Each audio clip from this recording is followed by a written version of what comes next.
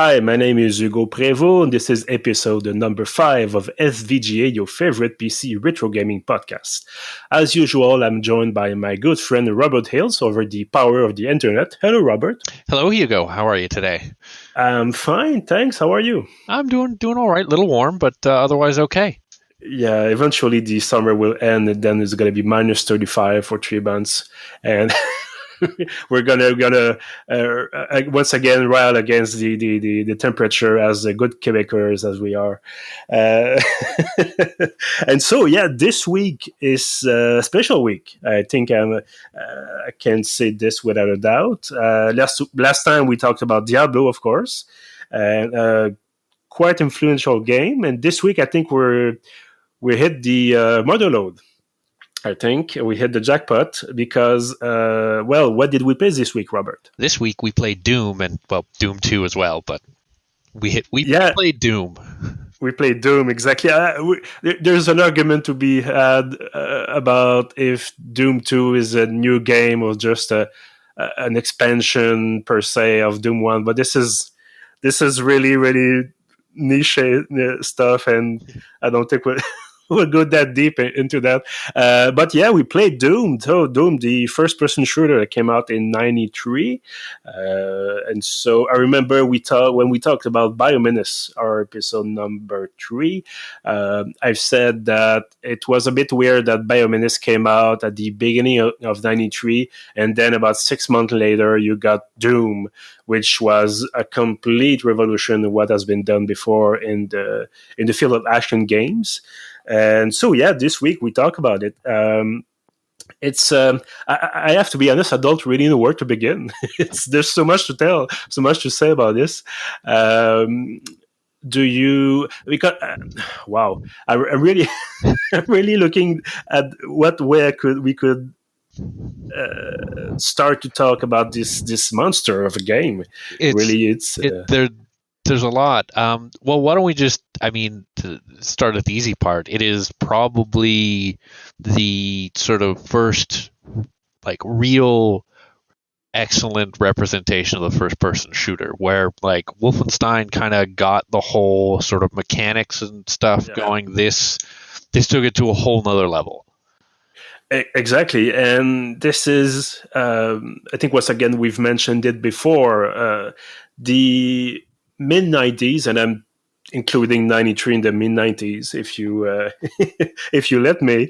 I'll allow it. There really was a complete transformation of the genre because you had at the beginning of the same year you had Biomenace, a 2D action platformer, which was okay for the time. It was good for the time, I guess. But yeah, you get Wolfenstein 3D in '92, just 1 year before, and then 1 year after that, you get Doom with. It just blew everything away, and it was so influential that for 5 years after that, all the first-person shooters were called Doom clones. Yes. It wasn't even Wolfenstein clones; it was Doom clones. And today, of course, it's different. But still, today you can see the influence of Doom, including the fact, that the last game of the series, the last that came out, not obviously the last game forever of the series, but we hope so. But Doom Eternal came out last year. And so it's a franchise that's really, really still alive today. And so, yeah, so with Doom, you had, because you talked about Wolfenstein, and it was influential in its own right. And it was made by the same studio, id Software, with about, 6 guys, maybe? It's not many. A dozen at most. A dozen at most, and it's we talked about this a little bit before the recording session, and we said that it's still baffling today that you can get a game like Doom that was created by a dozen people, and today, of course, it's quite different. Today, you have voice acting, you have HD graphics, and so on, but today you can have teams of thousands of people working on a AAA game, and it's going to take months and maybe years of work. And I think Doom, and yeah, it got maybe a little old if you look at least at the graphic side of things. But I think, like I said, they put out Wolfenstein 1 year before, and then they got Doom out in '93, and Doom 2 came out in '94, and it's mind blowing that. I mean, I don't will even know where to begin if I want to design a video game today. Oh, I Even know. with even with the same resources that these guys had, it's crazy to think that they could put this out in so little time. Well, yeah, and I think one of the really interesting things about it is how playable I still found it, because I know we I mean, Half-Life, which we started with, was I also found pretty playable, but Hmm. this was like the first really truly retro one that we played that was like enjoyable, difficult, which I'm sure we'll get to at times, Yeah. but really like had all the elements that kind of pull you in. Where like I've tried playing Wolfenstein again, Oh, yeah, yeah, and it's okay, but it doesn't. There's something just not quite there. But yeah. this fucking rules. Yeah, yeah, and maybe we could just go over the very, very short story of Doom, because there is a story. You play as Doom Guy, or John Doom, or whatever, whatever the name John you want to Q. call it. Doom. John, yeah, and so you are a space marine, not the Warhammer 40K kind, but maybe. And so you start in, well, at least Doom One, you start in a space base, or I think it's in on a, Mars. yeah, I think so too, and it's been overrun by demons, and so you have to basically kill everything in sight. There's no allies. Well, not in the base game at least, and you just go through the corridors into rooms. You shoot demons and other creatures. You collect keys, and we'll talk about keys later. Uh, and then you just end the level, and it's you talked about how the game ruled. I think it's one of the most interesting things about Doom is how fluid it is. Is because today there is talk maybe a Call of Duty, for example. You get all these shooters where you have to take cover. You have to wait for your health to regenerate. You have to. I mean, there is old style shooters like Doom that still come out today. Well, like I said before, the Doom series is evolving, and there's still games being made. But the idea to just, I mean, basically, you end the level, and there's an objective for your time that you spend in the level. I think the first level is 30 seconds, Yeah. and it's like a when you play golf, you have to do it under a certain number of hits.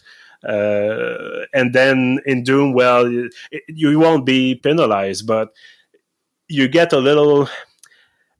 I smiled a few times when I saw that I completed the level in maybe 5-10 seconds under the par. If you, Yeah. Yeah. uh, And it also tells you like, well, you only killed 94% of the guys and you missed yeah, 2 secrets.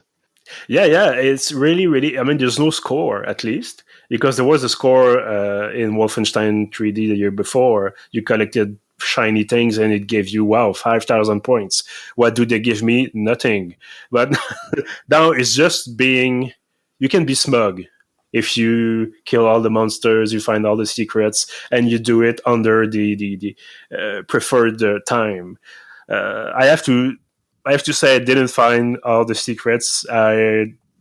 I'm not sure if I killed all the monsters. Maybe in a few levels, maybe in an entire episode. But you end up being surrounded by monsters, Oh yes. and you eventually just want to bail out and just get through the level and to up until the end. And so yeah, so the I think the most I talked about fluidity just a few minutes before, and I think this combined with a really good sense of verticality in the level design, it is what makes on the mechanics side of things what makes Doom work. because we talked about Wolfenstein. It's like I said, same studio, just 1 year before, and it's only on one plane. You stay Yeah, there are at the no. horizontal. You're essentially a Dalek. You can't go Yeah, upstairs. It's all one floor. yeah, and you start Doom, and in the very first level of the very first episode, there's a place where if you just go straight, you're gonna go down about maybe 30 centimeters down, but it's and you will be able to get back up. But you have this at the beginning of the game, you have this opportunity to see how much liberty you have Yes. when you try to move.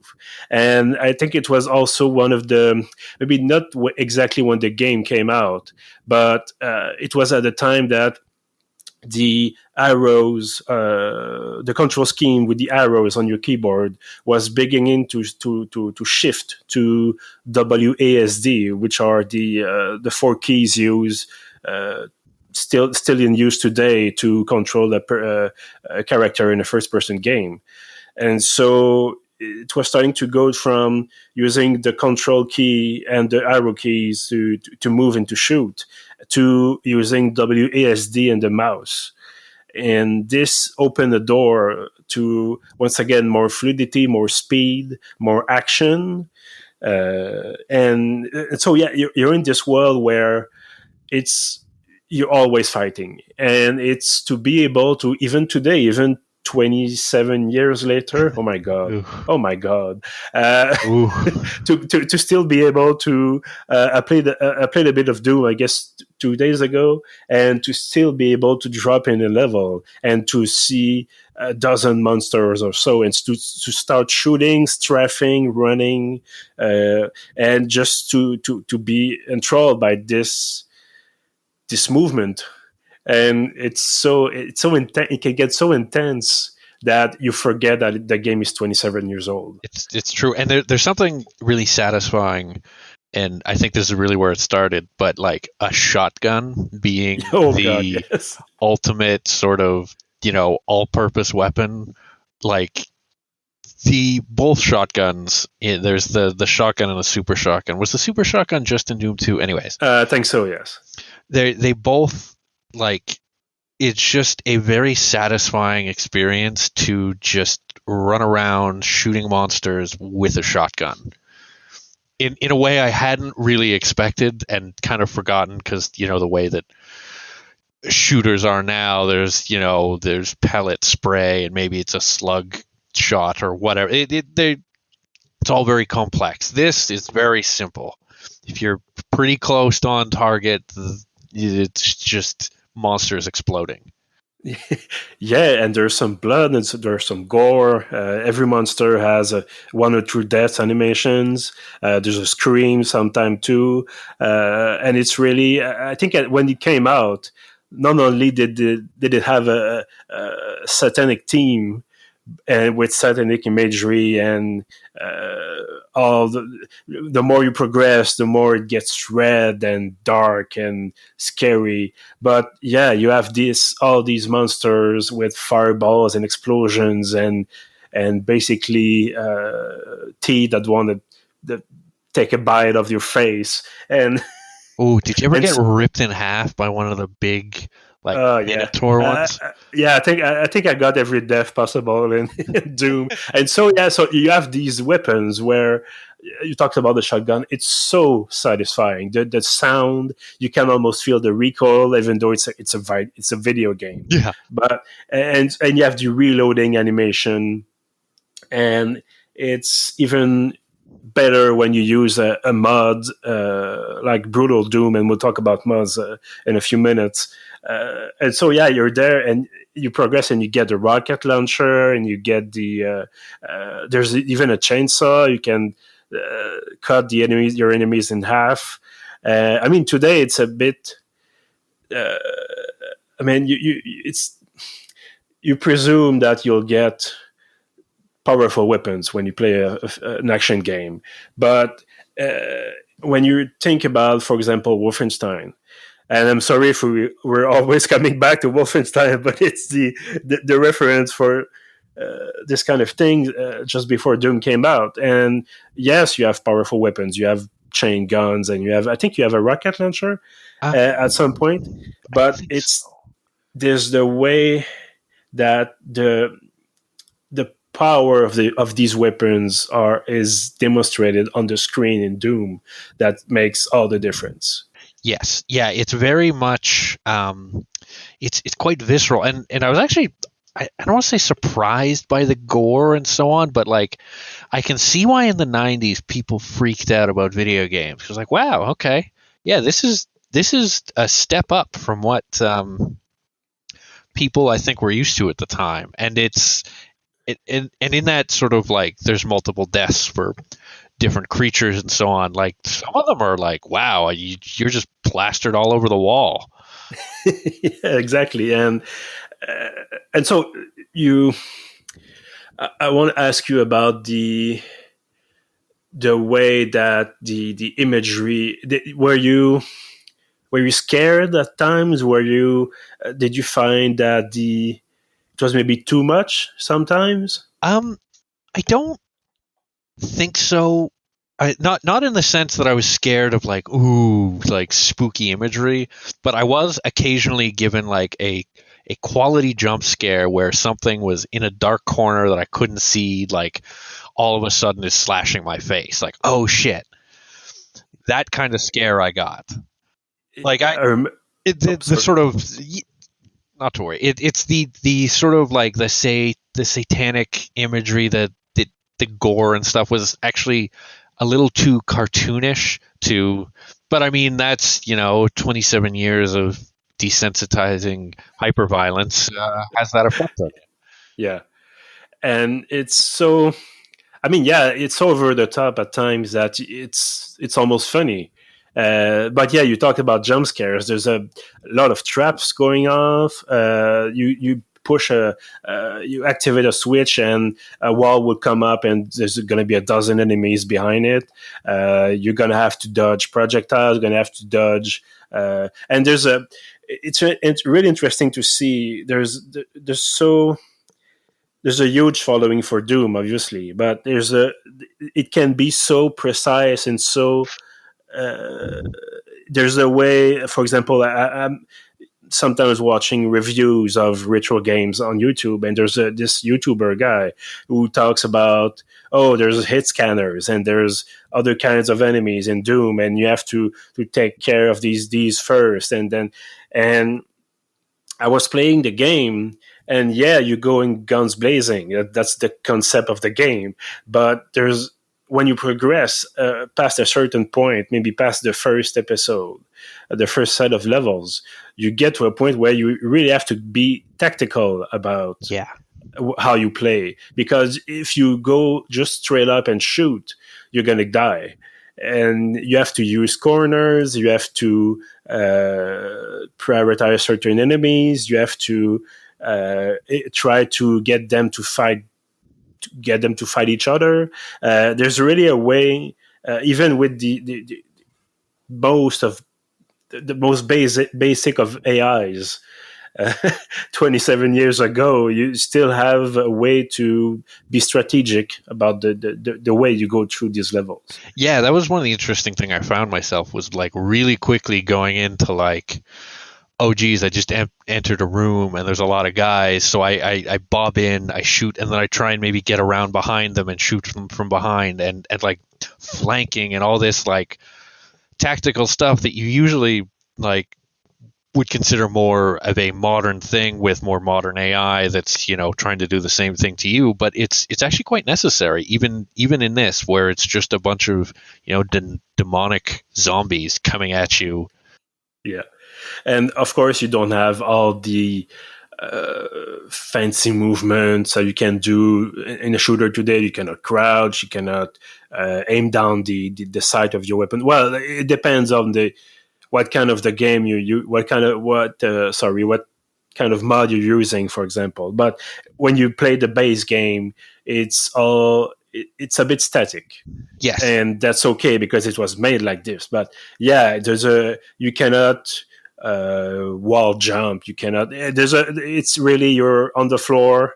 maybe you can aim up or down, and that's about it. So you're gonna have to move fast and be quick, and you're gonna have sometimes to take damage, and to know how to exploit that kind of situation, to be able, like you said, to run around, shoot them in the back, or just unleash a barrage of rocket and hope for the best.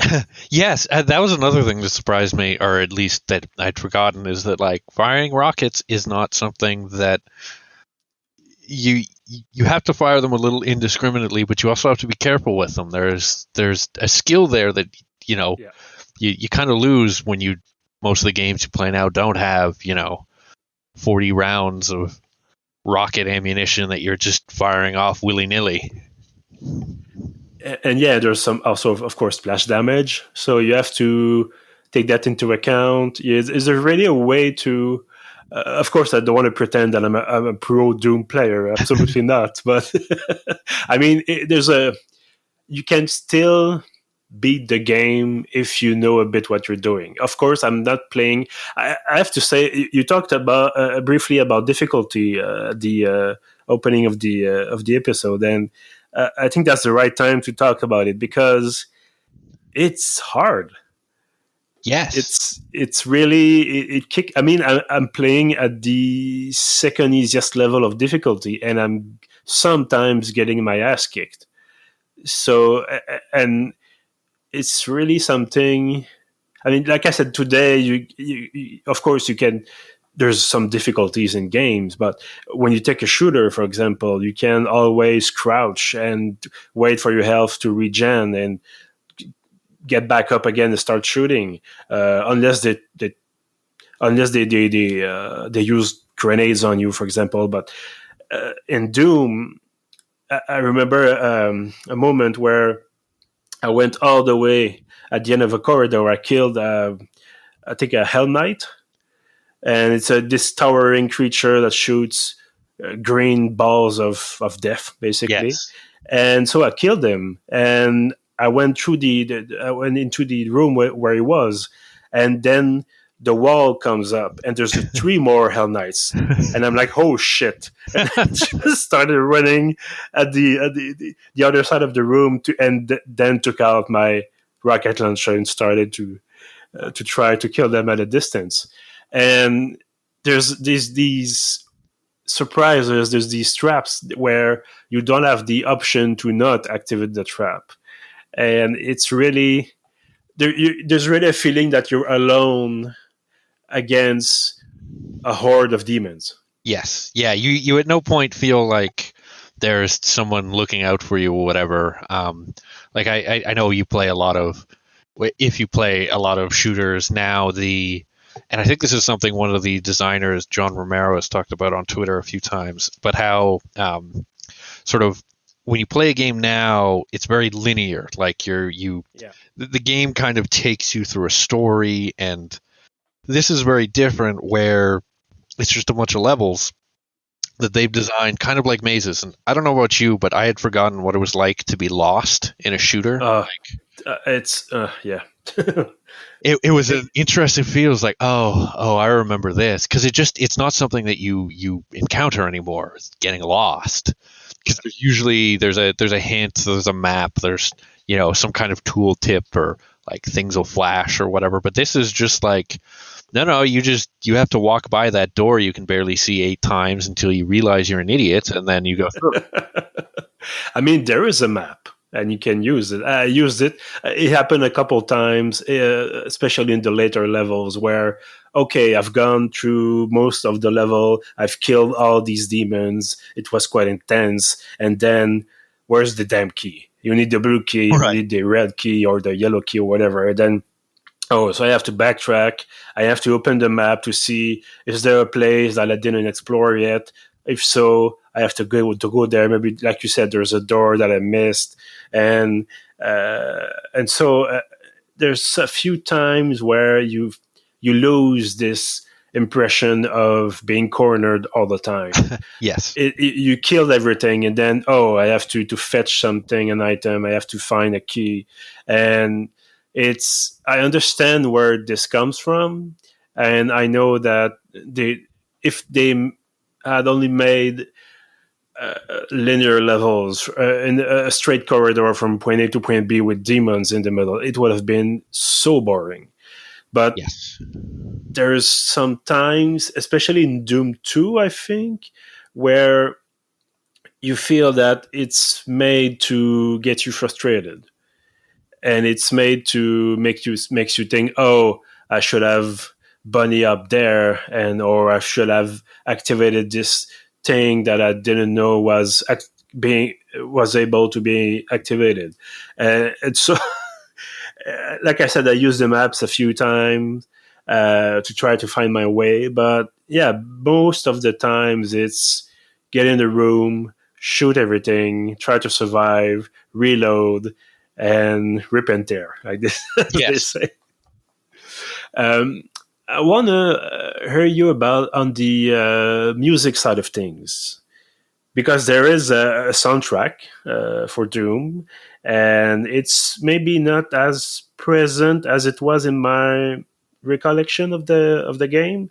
But yeah, there's a good soundtrack. I want to Yeah. maybe. It was actually one of those ones that it I hadn't really remembered as much as some of the other ones. Like actually, Biomenace was one that really stuck in my brain for a number of reasons over the years. But um, it was one that replaying this, I found it suited well the sort of the atmosphere of the game, and like it really kind of brought you to that period of time in the sort of early mid 90s.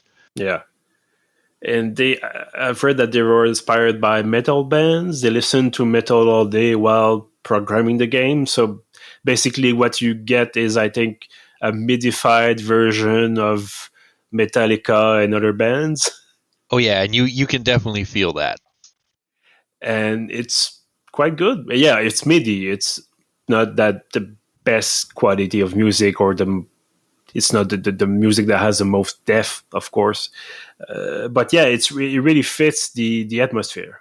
It does, and it's one of those things that really kind of I think really helped elevate Doom was that it has a soundtrack that fits with the atmosphere, even kind of especially around that time, like sort of the demonic message of heavy metal or whatever. It all plays nicely together. And I know it wasn't the first time you played Doom, of course, but what was? Do you remember your first time? Um, Vaguely. So it would have been, I guess, 90, 93 or 94, and I think it might have actually been Doom 2, but it's pretty young at that point. But I remember it was around the same time that my dad was installing a stack of three and a half, or I guess no, they would have been the 1.5 floppy disks of Windows 3.1. Mm-hmm. And so the two are always kind of linked in my mind. And I have stronger memories of playing one of the Doom clones, which I think was actually on the Doom engine. Hexen, was that Oh the yeah, yeah. the kind of wizardly one? But yeah, I spent a fair bit of time. Like I remember being a kid and finding out what BFG stood for, and that was like, see, it was one of those like when you're a kid and you find out like curse words or whatever, and it's like secret knowledge. Yeah, yeah. And so that was pretty cool, Of for a course, kid in the BFG stands 90s. for Big Frosty Gun, and for Oh, nothing else. No, it's anyway.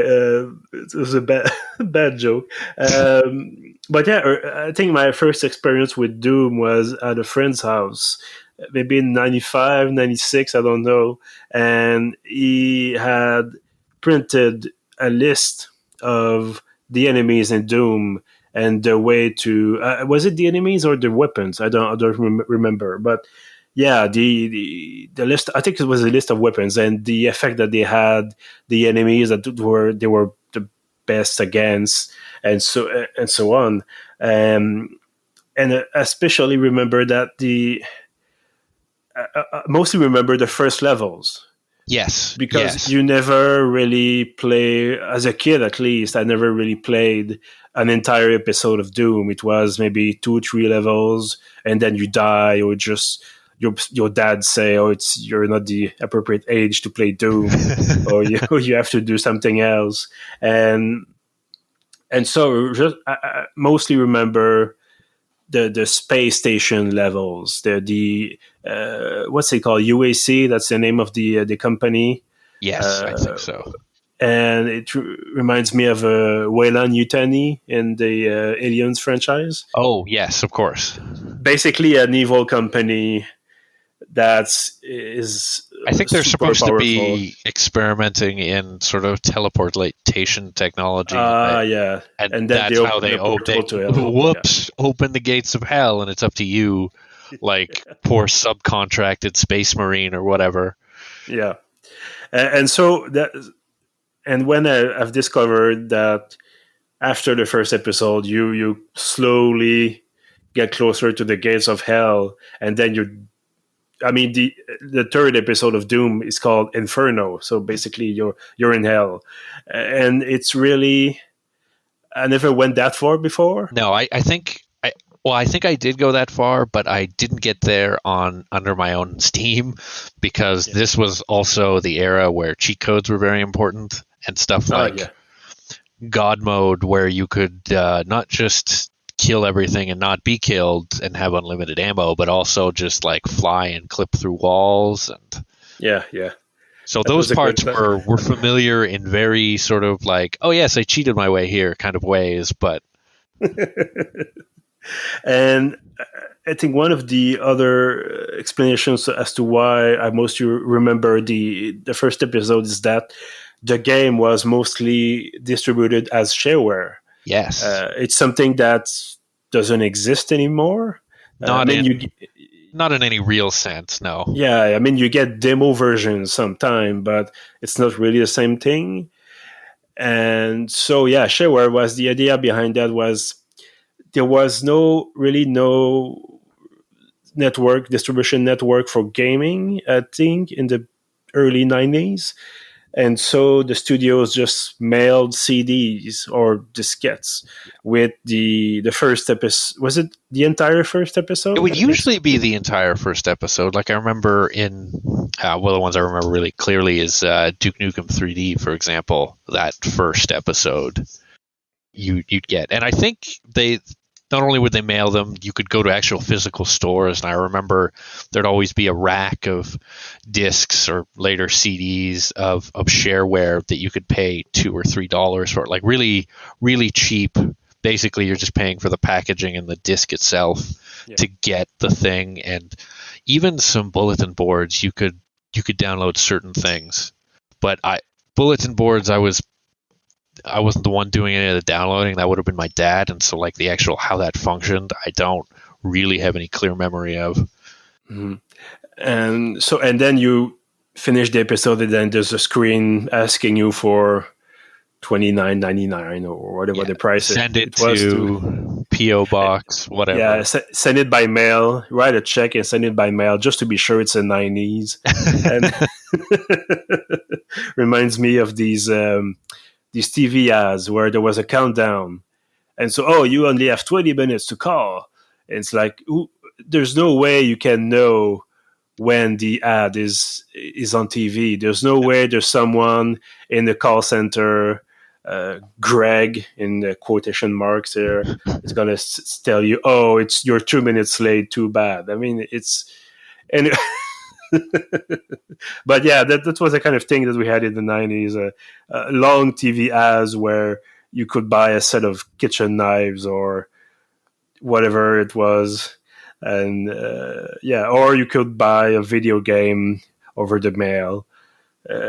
I mean, I could, if someone tried to do that today, it would just never work. I mean, that's that's one. I mean, I'm glad for the internet, at least for that. That's a better way Yes, I to mean buy it's games. utterly destroyed the way we, work as a society, but we can get video games much Yeah, easier. I think we're coming out at an advantage here. It's Well, I mean, between. we are because we've got a video game podcast. I don't Sure, know if we sure. can speak for everyone else, though. No, but I know how you love following Canadian politics on Twitter. Well, So love is an interesting word for it, but yes. I want to talk about modding and the way that we played Doom and Doom 2 because we didn't play the. I mean, we could have tried to a bit, but we could have played the original version of the games. But we decided to. Well, I suggested that we play Brutal Doom, Yes. I'm glad you and did. It yeah, was. I'm glad you liked it because it can be a bit intense sometimes. Basically, Brutal Doom is like I said, a mod, which is a modification for your game, and so you install. Well, you have to install another mod before that, but when you install Brutal Doom, what it does is basically change the animations for the weapons, and I think some for the death animations of the enemies. And so, as its name suggests, you get about 10 times more blood, more explosions, more noise, uh, more screams, Yes.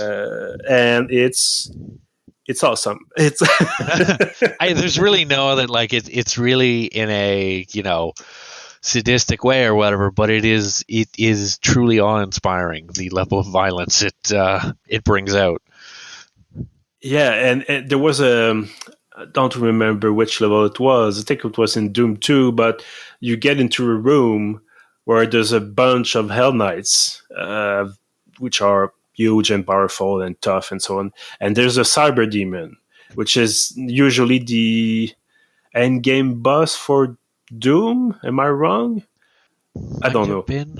I was Anyway, confused with so the names. Anyways, yes. so there's a bunch of ultra powerful monsters, and you basically have to get one of the invincibility power ups that are laying around in the room, because in a few seconds you'll be dead because everybody's going to shoot you. And so you get that, and if you play Brutal Doom, what will happen is, like I said, the sounds are about 10 times louder and there's more explosion and everything else. And so you start shooting basically rockets, if you have some, to get it done faster. And sometimes the monster will start shooting themselves or other monsters, of course. And so I think my headphones saturated. There was so much noise, explosions, screams, and everything you can imagine. And I was like, okay, I have to get through this because there's a key at the end of the room, and if I don't kill at least half of the monsters, well, they're going to kill me, and I won't be able to get the key, and etc. But yeah, this part was wow. I mean, it was a bit quite intense. Yes, and like intense in a way that really draws you in, and not just like a phony intense, like, oh, this is bad. Like, I have to do something about this. And yeah, and there's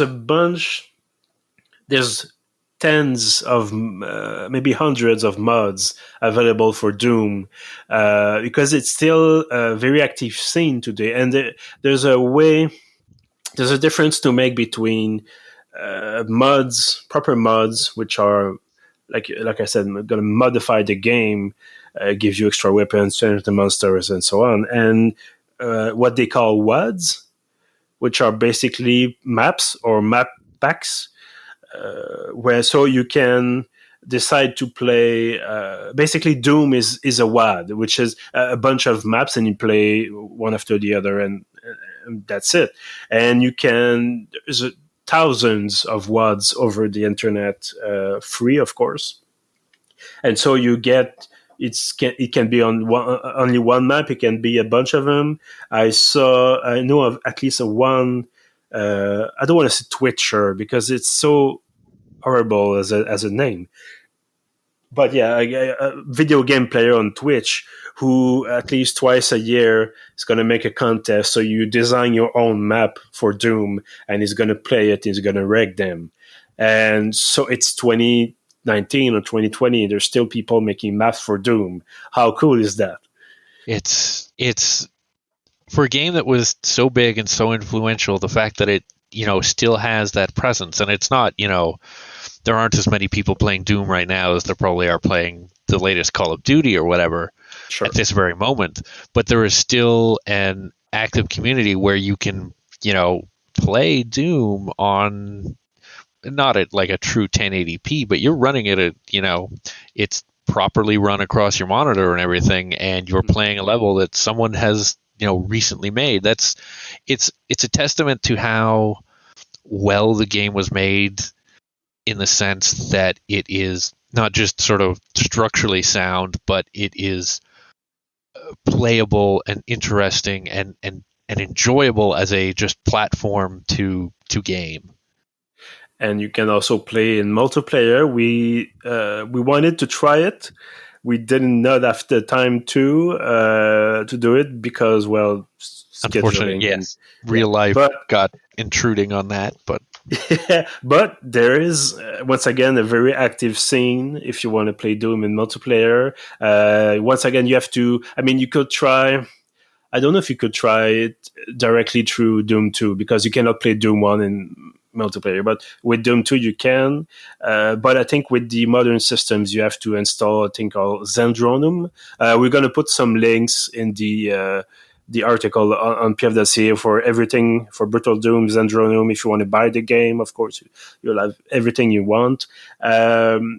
But yeah, so you install this, it's free, it takes about 5 minutes, and then you can go through a list of servers online, and you can host your own server, of course, choose your WAD or your map, and then just play.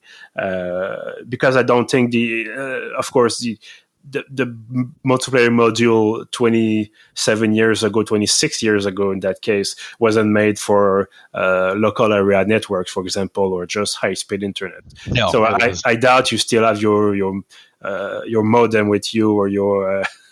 Yeah, I don't know that Heat.net is still up and running. So yeah, so it's really, like you said, it's really interesting to see how it still has an influence over the way people play, the way people design games, the way people just like to play video games, like to play action video games. Of course, they did 2 movies, and I think we don't need to talk about them because No, they suck. Fortunately, I never saw either of them, so I'm not tainted. I mean, I didn't see the second one, which came out last year, I think. But the first one was with The Rock and Carl Urban, Yes. and it wasn't very good. The most interesting moment of the movie was what they showed in the trailer. Was basically you get into Carl Urban's head and you see the world as a first person shooter player. And it's okay in a game, but in the movie it's just so cheesy. Yeah, it just there's not really enough there to hang a plot around it, really. No, and I mean they based it around Doom 3, which came out in 2004, but still it's the same. It's all the same thing. There's a gate to hell. There's demons. You shoot stuff. You win. And hopefully you win. Yeah, hopefully. I think they did interesting play on this in 2016 when Doom, which is basically Doom 4 but not Doom 4, came out, and there's at the beginning of the game there's the main.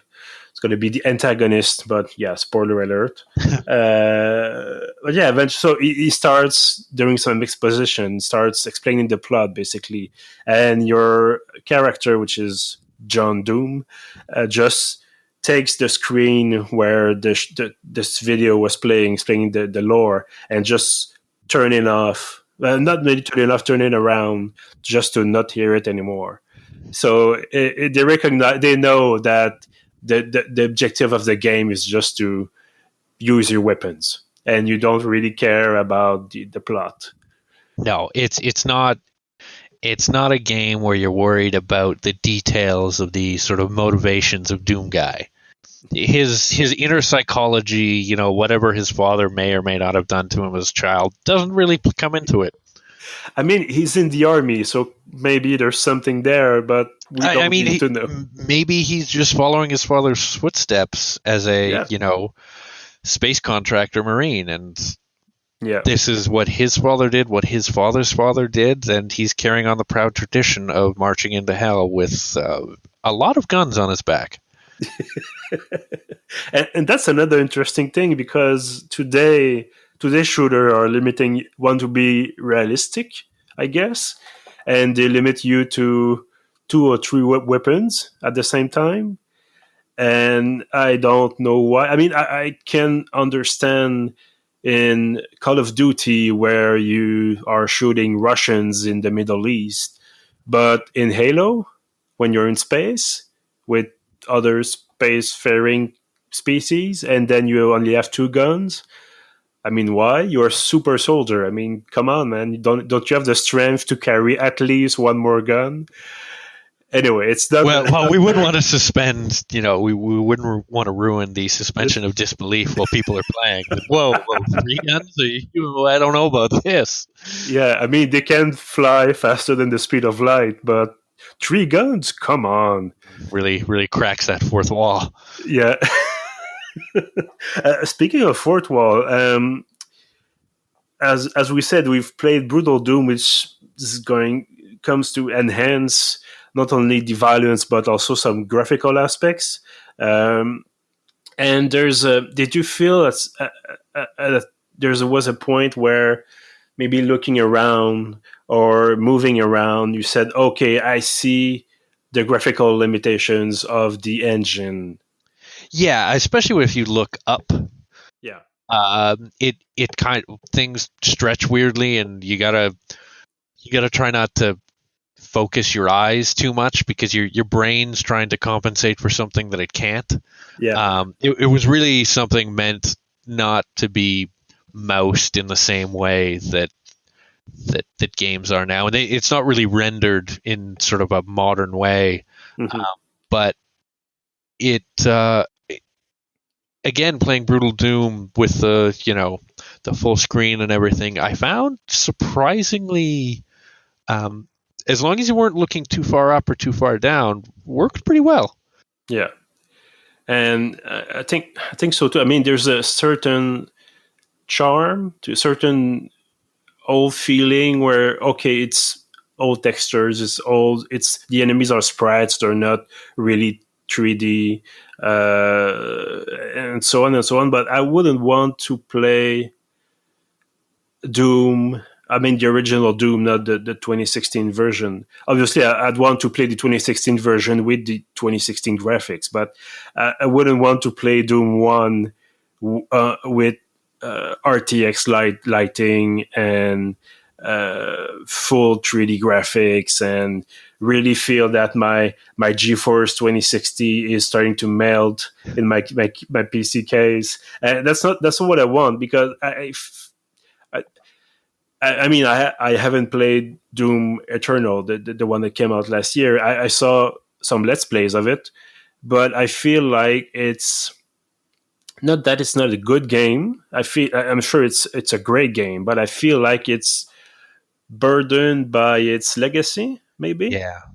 and that you can climb walls and you can. There's a now the arenas for fighting are 6 levels deep, and you can. I don't think you can fly, but let's say you can. You have a jetpack or whatever, and then you have to think about really think about the 3D space, and you have to think about it a bit in Doom and Doom 2, but it's mostly I have to worry about what's downstairs or what's upstairs. Right. It's about finding switches to move platforms and that sort of thing. It's not about that. Yeah, I agree in the sense that, if someone completely redid Doom in sort of a modern way, but essentially kept the same level design and basic mechanics, I don't think it wouldn't work in the same way because I think the game's limitations actually really sort of accentuate all the good things about it and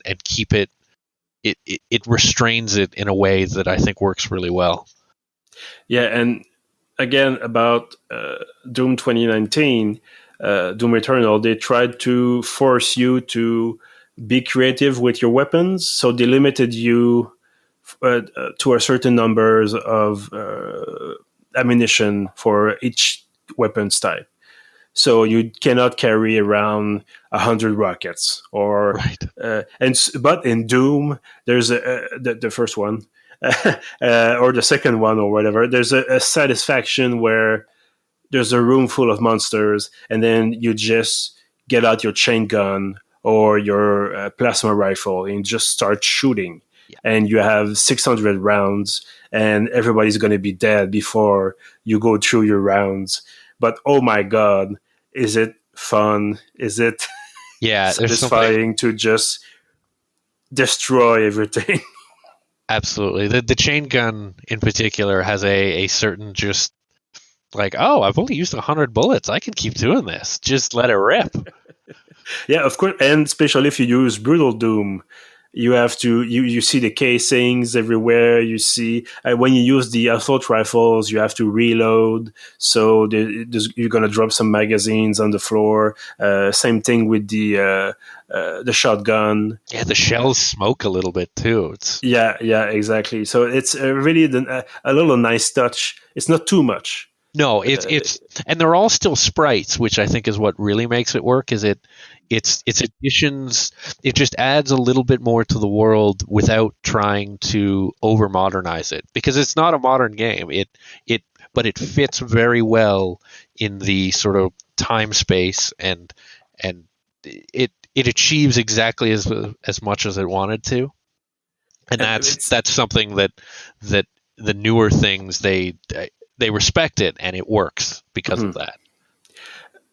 Do you feel? I think Doom 1 or Doom 2, and there's a bunch of versions available: Final Doom, Ultimate Doom, Doom. I don't know, Doom Squared or whatever.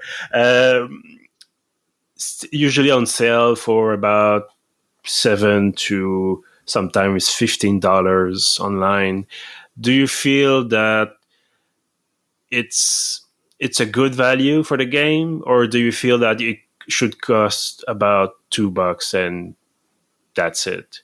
I think it holds up well enough that I don't have any problems with the 9 or whatever bucks that it cost. Like it's you have to go in understanding what it is, but I was actually impressed with how well it held up as what it is, and in ways that some of the other stuff we played, like oh well, this is nostalgia wise great, but otherwise doesn't work. This Are still you talking works. about the Phantasmagoria, for example? Well, yes, but I didn't even have the nostalgia there. That was all you. Yeah.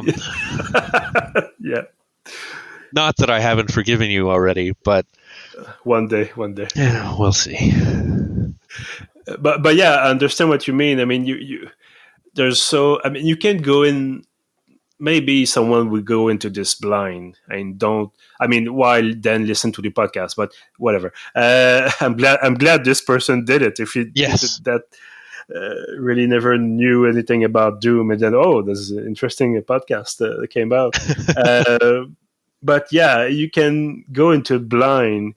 I don't know if this would be the same thing as maybe seeing Star Wars for the first time and having never heard of it before. Don't think the cultural influence of Doom is as blatant as the one from Star Wars, for example, or Star Trek or whatever, because it's still a shooter, and it's still a certain type of video game. But I don't think. I mean, obviously, you certainly saw something that was inspired by Doom somewhere. Sometimes, I mean, you cannot. I mean, you could try to escape it, I think, but I'm not sure you really can in the end. If you like video games or if you like shooters, for example, you'll eventually run into, like I said, a reference to Doom, even if it's obscure, or you'll find a meme or whatever else you'll find.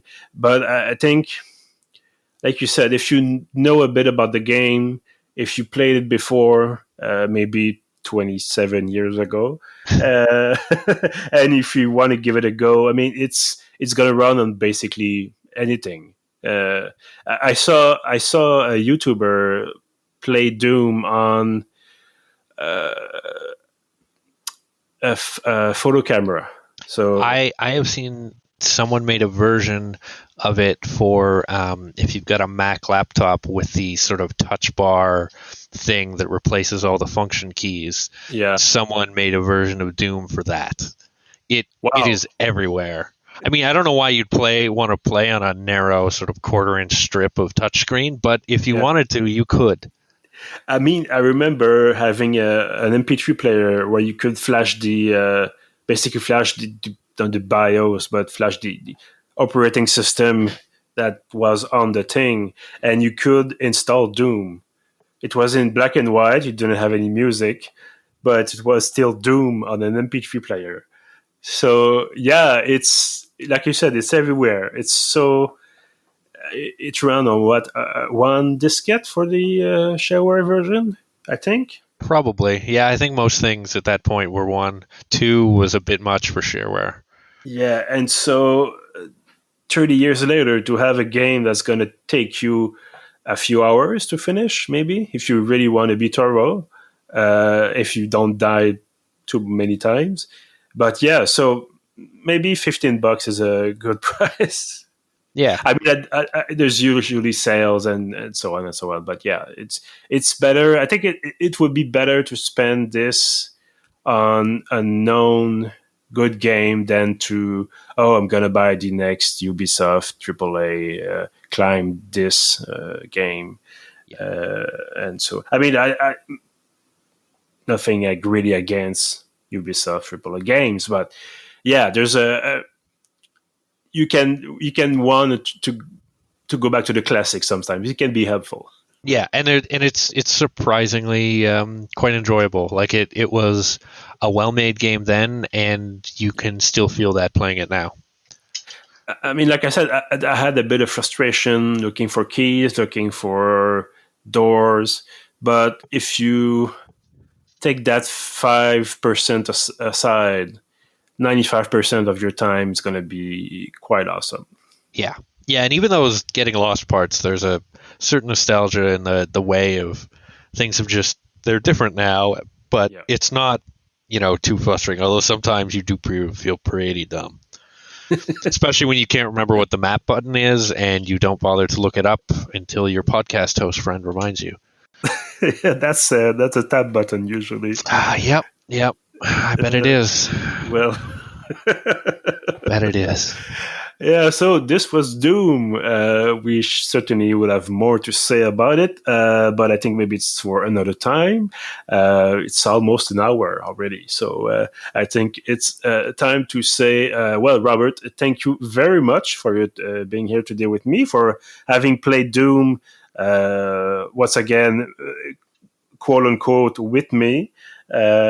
One day we'll be able to find a game with a multiplayer service and the right time to use it. But yeah, thanks again for being here today.